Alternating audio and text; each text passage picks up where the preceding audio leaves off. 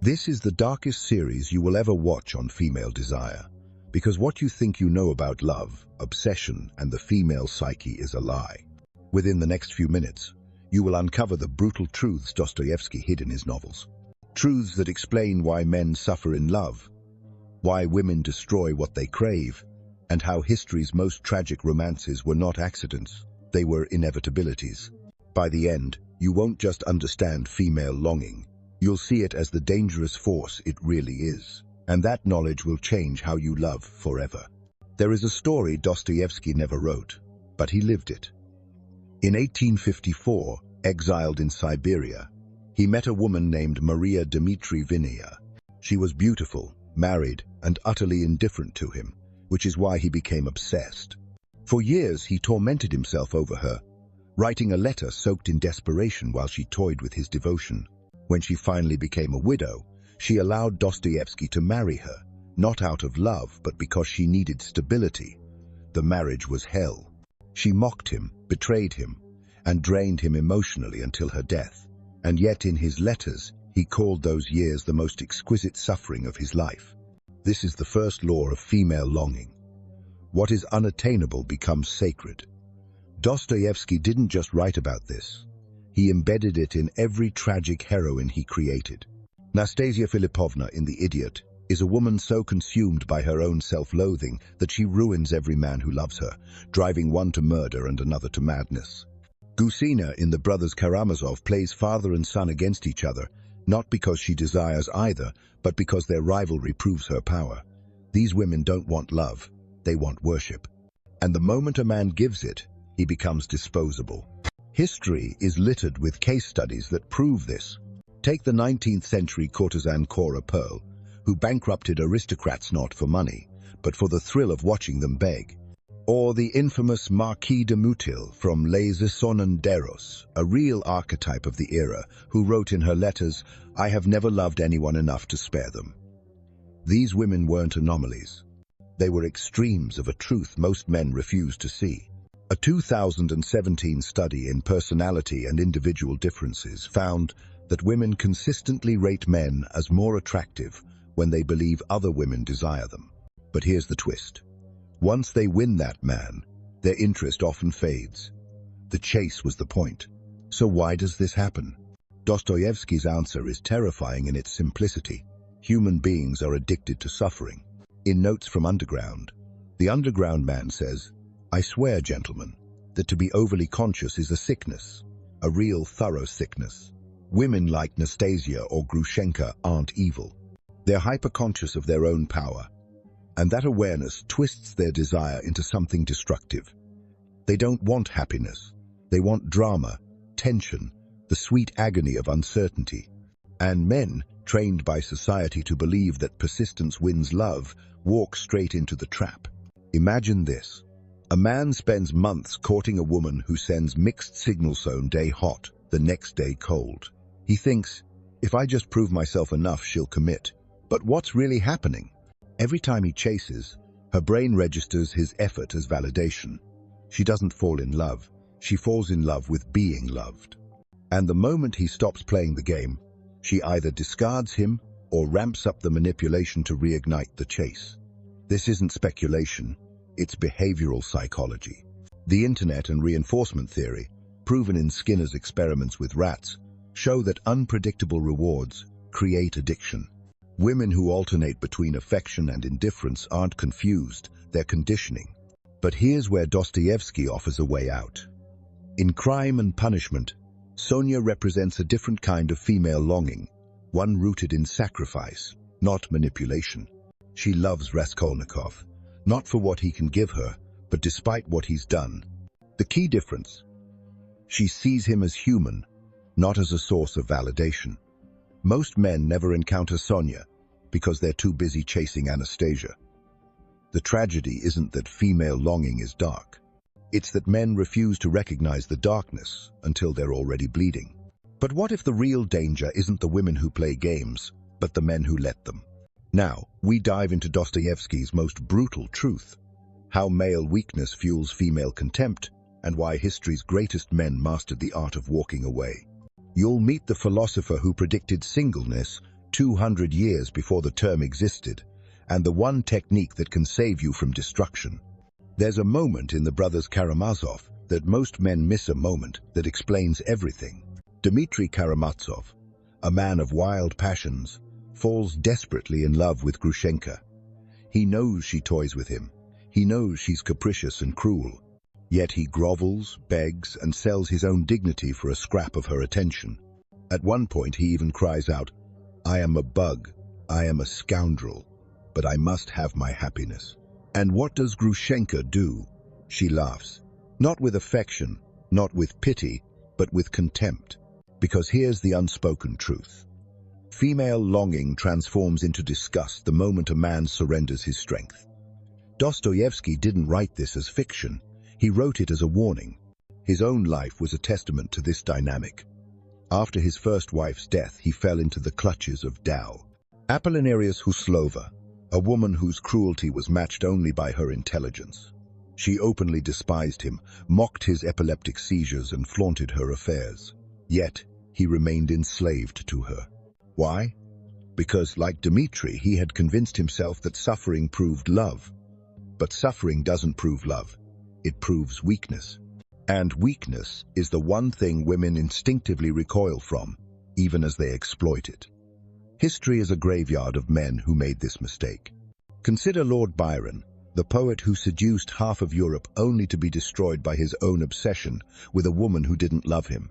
He wrote letters to Countess Teresa Guoli filled with pathetic desperation. "I exist only when I am with you. The rest of the time, I am dead." Her response: she used him for status, then discarded him when a wealthier suitor appeared. Or take the case of Friedrich Nietzsche, whose collapse into madness began with his humiliation at the hands of Lou Andrea Salome. He proposed marriage. She rejected him, then wrote in her diary that his neediness repelled her.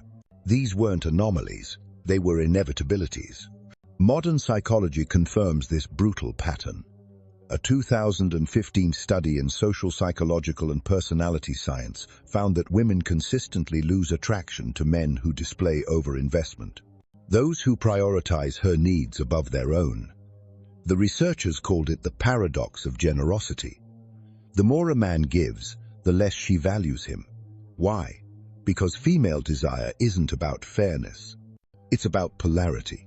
Just as a magnet loses its pole when the poles weaken, attraction dies when a man surrenders his autonomy. Dostoevsky understood this better than anyone. In Demons, the character of Stavrogin is a monster, a manipulator, a man devoid of morality. Yet, women throw themselves at him. Why? Because he doesn't care. And in that indifference lies his power. But here's where most men misunderstand the lesson. They think the answer is to become Stavrogin, to mimic cruelty, to play the heartless seducer. But that's just another form of slavery. The real solution is found in the idiot, in Prince Mishkin's quiet strength. He is kind, yes, but he is unshakable. When Nastasia Filipovna tries to humiliate him, he doesn't grovel or rage. He simply refuses to play her game. And in that refusal, he becomes the only man she truly respects. The difference between Mishkin and Dmitri isn't goodness. It's self-possession. One man begs for love, the other is complete without it. So, how does a man break this cycle? The first step is recognizing the trap. Every time a man chases a woman who disrespects him, every time he tolerates indifference or cruelty, he reinforces her contempt. The second step is mastering the art of walking away. Not as a tactic, not as a game, but as a fundamental refusal to debase himself. The 19th century philosopher Arthur Schopenhauer, a man who saw through romantic illusions long before the term simp existed, wrote, "To become indifferent to women is the only way to regain one's freedom." He wasn't advocating celibacy. He was advocating detachment. Because the moment a man no longer needs a woman's approval, he becomes immune to her manipulations.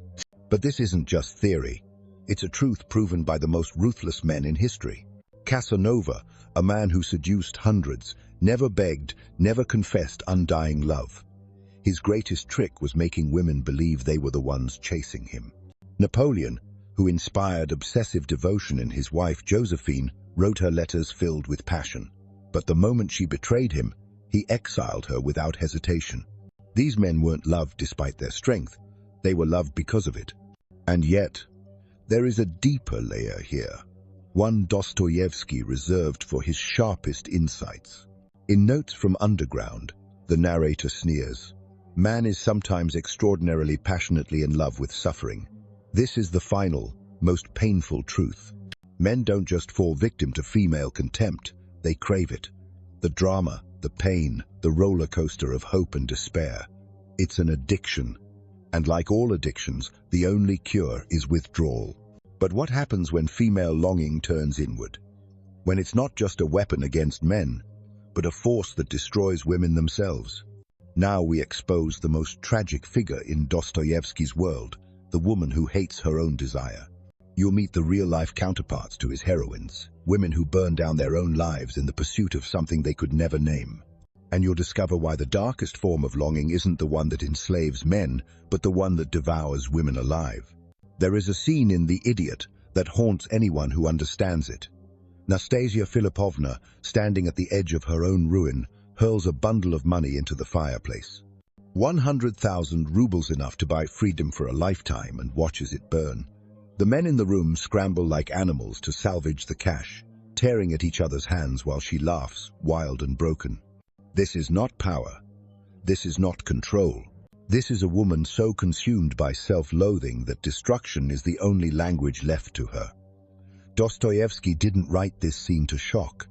He wrote it to show the inevitable end of female longing when it turns inward, when a woman's hunger for love becomes a hunger for annihilation. This is the tragedy most men never see. The darkest form of female desire isn't the one that enslaves men. It's the one that devours women alive. Look at Anna Karenina's answer to Dostoevsky's heroines. She doesn't just abandon her family for passion. She throws herself under a train when that passion fails to fill the void inside her. This wasn't fiction. It was history repeating itself. In 19th century Russia, the suicide rate among women trapped in loveless marriages spiked so dramatically that newspapers called it the epidemic of the educated class. These women didn't die because they were weak. They died because they'd been sold a lie that love could save them. And when it didn't, the only escape left was oblivion. Dostoevsky knew this lie better than anyone. His second wife, Anna Snitkina, was 25 years younger than him, a stenographer he hired to dictate The Gambler. She worshipped him, saved him from debtors, endured his epilepsy, and in return, he wrote her into his novels as the meek, saintly women who exist only to suffer. But here's what no one talks about. Anna Snitkina was the exception, not the rule. Most women, like Nastasia Philippovna, don't find a Prince Mishkin to martyr themselves for. They find men like Raskolnikov, who loves them with a knife, or they find no one at all. Modern psychology has a name for this: self-sabotaging borderline erotomania. A 2020 study in the Journal of Personality Disorders found that women with intense, unstable longing often engage in what can be described as relationship terrorism, provoking rejection to confirm their deepest fear that they are unlovable. It's not manipulation, it's self-execution. Think of Edie Sedgwick, the 1960s socialite who burned through fame, fortune, and heroin trying to fill a void. Andy Warhol's indifference only deepened it. Or Zelda Fitzgerald, who threw herself down a flight of stairs to make F. Scott Fitzgerald pay attention, then spent the rest of her life in an asylum writing letters no one answered. These women weren't villains. They were casualties of a world that taught them their worth was measured in male obsession. And when that obsession faded, so did their will to live. But why? Why does female longing curdle into self-destruction? Dostoevsky's answer lies in Notes from Underground. Man is stupid. Phenomenally stupid. That is, he isn't stupid at all, but he's so ungrateful that you couldn't find another like him in all creation. Women aren't stupid for wanting love. They're cursed by a society that tells them love is the only victory allowed to them. A man can conquer kingdoms, build empires, lose himself in art or war or philosophy. A woman? Her battlefield is the heart, and when she loses there, she is left with nothing but the debris of her own expectations. This is the real horror of the brothers Karamazov. Grushenka doesn't just torment Dmitri, she torments herself. Her entire identity is built on being desired. And when that desire wavers, she punishes everyone, including herself. It's not coincidence that Dostoevsky gives her a backstory of childhood sexual abuse. He understood that female self-destruction is rarely just vanity. It's the scar tissue of a world that taught her early that her body is the only currency she has. So where does this leave men? If female longing is this volatile, this self-consuming, is the answer to simply avoid women altogether? Number. The answer is to recognize the trap for what it is. Not a game, but a tragedy. The men who survive Dostoevsky's world aren't the ones who play along, like Dmitri, or the ones who flee, like Ivan. They're the ones who see through the performance, like Alyosha. Alyosha doesn't try to save Grushenka. He doesn't try to possess her. He bears witness to her pain without drowning in it, and in doing so, he becomes the only man she doesn't destroy. But what if the real secret isn't understanding female longing, but transcending it entirely? This is where we go beyond Dostoevsky into the forbidden truth. How men can harness desire without being enslaved by it. You'll meet the philosopher who solved this puzzle 300 years ago, and the only ancient technique that turns obsession into liberation. This is where the game ends. This is where freedom begins. There is a secret buried in Dostoevsky's final novel, The Brothers Karamazov, one that most readers miss. It's not in the grand speeches about God or morality, not in the dramatic murders or courtroom theatrics. It's in the quietest character of all, Alyosha, the monk, the saint, the man who walks through fire without burning.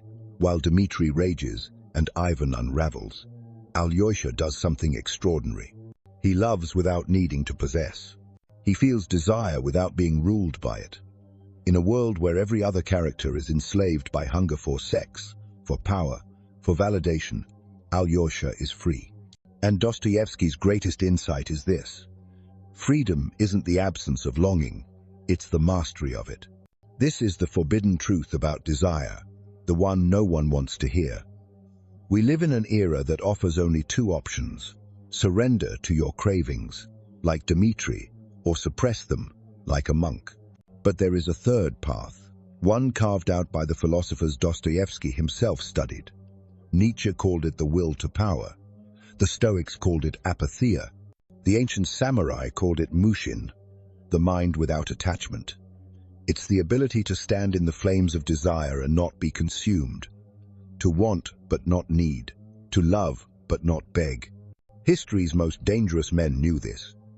Casanova didn't seduce hundreds of women because he was enslaved by lust. He did it because he was free from it. His memoirs reveal a shocking truth. He often walked away the moment a woman became too attached. Not out of cruelty, but because he refused to let her need dictate his life. Lord Byron, another legend of seduction, wrote in his letters, "The great object of life is sensation, to feel that we exist even though in pain." But here's what he didn't say. The moment pain becomes suffering, the moment pleasure becomes addiction, you've already lost. Modern science confirms this ancient wisdom. A 2018 Harvard study on dopamine found that the brain's reward system doesn't respond to pleasure itself. It responds to the anticipation of pleasure, the chase, the uncertainty, the almost there. This is why men who put women on pedestals end up miserable. They've replaced the thrill of pursuit with the burden of worship. But the men who remain magnetic, the ones who inspire obsession rather than suffer from it, are those who stay in the space of almost. They give just enough to keep desire alive, but never enough to let it stagnate. Dostoevsky encoded this truth in his most misunderstood character, Svidrigailov, from Crime and Punishment. A monster by any moral standard, yet unnervingly charismatic. Why? Because he doesn't need anything. Not love, not money, not even life itself. When he finally kills himself, it's not out of despair, but out of a chilling indifference. He says, "I'm going on a journey to nowhere in particular." This is the dark side of transcendence. Absolute freedom can look like madness to those still in chains. But there is another way. A middle path between Dmitri's desperation and Svidrigailov's nihilism. It's what the ancient Greeks called sophrosine, the balance of the soul. You see it in Alyosha, who loves deeply but never loses himself. You see it in the samurai Musashi, who wrote, "Do nothing that is of no use after bedding hundreds of women, yet dying alone by choice." These men weren't celibate. They weren't heartless. They were sovereign. So, how does a man achieve this? First, by recognizing that desire is a fire. It can warm you or burn you alive depending on how you handle it. Second, by adopting what the Stoics called the dichotomy of control. Wanting is human, needing is slavery. Third, and most crucially, by filling his life with purpose so vast that no single person could ever eclipse it. Dostoevsky survived Siberia because he had his writing. Napoleon conquered Europe because he had his ambition. The moment a man makes a woman his sole reason for living, he signs his own death warrant. This is the ultimate lesson of Dostoevsky's world. Female longing isn't the enemy. Male weakness isn't the enemy. The enemy is the delusion that love can save you. It can't. Only you can do that. Alyosha knows this. So did Musashi. So did Nietzsche. And if you've made it this far, so do you. But this isn't the end. It's the beginning.